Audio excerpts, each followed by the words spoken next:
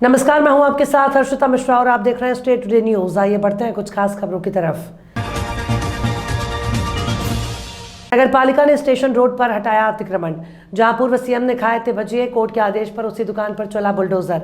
नगर पालिका और प्रशासन ने कोर्ट के आदेश पर शुक्रवार को शहर के स्टेशन रोड स्थित करीब 6 अवैध दुकानों को हटाया। राजनीतिक संरक्षण के चलते कुछ लोगों ने स्टेशन रोड की सड़क पर गुमटियां और पक्की दुकान का निर्माण कर अतिक्रमण किया था। राजनीतिक हस्तक्षेप के चलते कई बार शिकायत के बाद भी नगर पालिका ने अतिक्रमण नहीं हटाया। इसके बाद स्थानीय लोगों ने कोर्ट में जनहित याचिका लगाई। फिर आज कोर्ट के आदेश पर नगर पालिका ने अतिक्रमण हटाया। 8 दिसंबर 2022 को मंदसौर गौरव दिवस के अवसर पर शहर में आए पूर्व मुख्यमंत्री शिवराज सिंह चौहान ने यहीं पर भजिए खाए थे। तब भी मामला कोर्ट में विचाराधीन था। आवासीय पट्टे के लिए पूर्व में कैबिनेट मंत्री रहे और वर्तमान में सुवासरा विधायक हरदीप सिंह के आश्वासन के बाद भी महिला नगर परिषद के चक्कर काट रही है। मामला मंदसौर जिले की सीतामऊ नगर परिषद का है, जहां पर महिला पिछले कुछ महीनों से नगर परिषद के बार बार चक्कर काट रही है, लेकिन उसको नगर परिषद आवासीय पट्टा प्रदान नहीं कर रहा। महिला का कहना है कि उसको बार बार आश्वासन दिया जा रहा है, लेकिन आवासीय पट्टा नहीं दिया जा रहा। जबकि पूर्व में कैबिनेट मंत्री रहे और वर्तमान में सुवासरा विधायक हरदीप सिंह डंग ने भी महिला को आश्वासन दिया था पट्टे देने का, लेकिन उनके आदेश को अभी तक कोई पालन नहीं हुआ है। अभी हम मौजूद है सीतामऊ नगर परिषद में। महिलाओं के आरोप है, एक महिला का आरोप है कि वो बार बार सीतामऊ नगर परिषद के चक्कर काट रही है। उसको आवासीय पट्टा आवंटित करना है, उसका नाम अनाउंसमेंट हुआ था, मंत्री जी ने भी उनको आश्वासन दिया था, लेकिन वो उनको काफी समय से आवासीय पट्टा नहीं दिया जाता। क्या कारण है?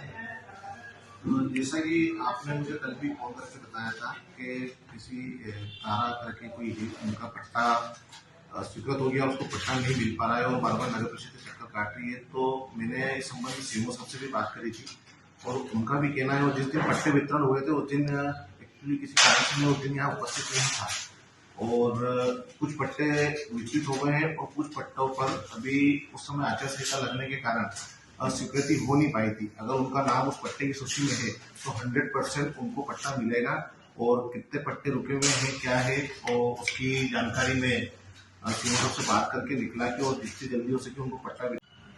क्या समस्या है? मेरे को ये समस्या है सर कि मेरे पट्टा दिया था, पट्टे का आवेदन दे रखा है मैंने सबको। ये पट्टा दे दिया है, लेकिन मेरे को देने के लिए मेरे को बार बार आश्वासन देते हैं लोग। मैं आती हूँ तो मेरी कोई सुनता ही नहीं है। और आज फिर मेरी सीएमओ साहब से बात हुई है तो आज हमने बोला है कि हम लास्ट फरवरी तक तुम्हारा काम कर देंगे। आपको फरवरी तक का समय दिया गया? जी सर। लिस्ट में नाम था आपका? जी सर। आपको आज जिस दिन लिस्ट में अनाउंसमेंट हुआ उस समय आपका नाम अनाउंसमेंट हुआ था? जी सर, हुआ था। तो फिर आज क्या बात हुई आपको? सर मैं बार बार आती हूँ यहाँ पर, मेरे को वक्त पे वक्त बता देते हैं कि कभी चुनाव होगा, चुनाव के बाद देंगे। कभी बोलते हैं कि चुनाव लिस्ट के बाद में, कभी तारीख पे तारीख, कभी बोलते हैं कि साहब के टेबल पे सिग्नेचर के लिए रख रखा है। कभी क्या आश्वासन देते हैं, कभी क्या आश्वासन देते हैं सर। मेरे को कभी बोलते 15 को आना, कभी 17 को आना, कभी 16 को आना, कभी गुरुवार को आना। मतलब मेरे को तारीख पे तारीख बताते हैं और मैंने बोला सबको, मैंने कहा सर बार बार आप मेरे को आश्वासन देते हो तो मैं क्या करूँ, विधायक साहब के पास जाऊँ क्या? बोले तुमको जहाँ जाना है वहाँ चले जाओ, मेरे को किसी।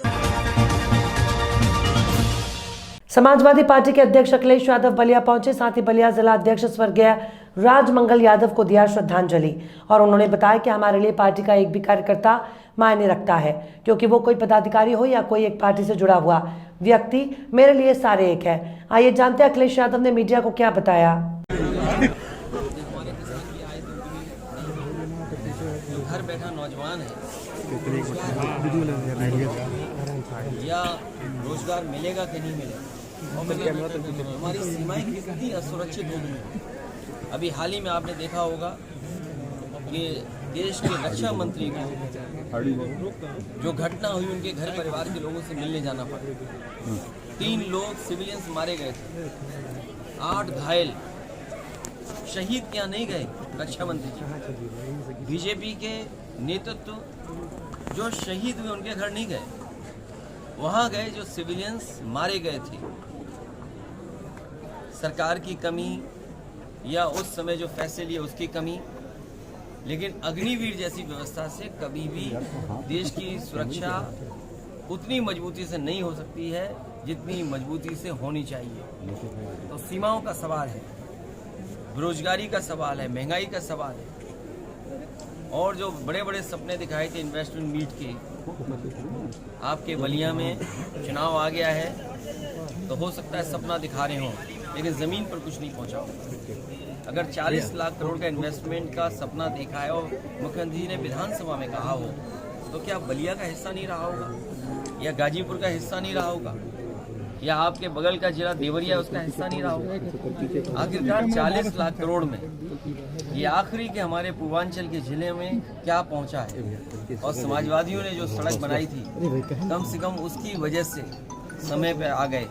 मौसम खराब होने की वजह से भी नहीं आ सकते थे, लेकिन सड़क अच्छी बनने की वजह से कम से यहाँ पहुंच गए और समय से परिवार और अपने पार्टी कार्यकर्ता नेताओं से मिल पाए। अच्छा सर, जिस तरीके से राष्ट्रीय आधार है, कई राज्यों में आप जो है विधानसभा लोकसभा का चुनाव लड़ रहे हैं। लोकसभा के आगामी चुनाव में उत्तर प्रदेश से बाहर भी क्या आपका जो चुनाव लड़ेगा महाराष्ट्र? अभी उस पर विचार नहीं कर रहे हैं, लेकिन भविष्य में क्या रणनीति बनेगी उस पर तय करेंगे। राहुल गांधी यूपी से 40 सीटों पर लड़ने की बात कर रहे हैं।